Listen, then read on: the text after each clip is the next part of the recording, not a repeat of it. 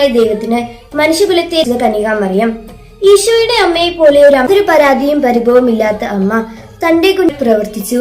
ദൈവഹിതത്തിന് മാത്രമായവളുടെ മാതാപിതാക്കളും അമ്മയുടെ ജീവിതം മാതൃക നമുക്ക് സാധിക്കണം. പരിശുദ്ധ കന്യകാമറിയത്തിന്റെ കരം പിടിച്ചു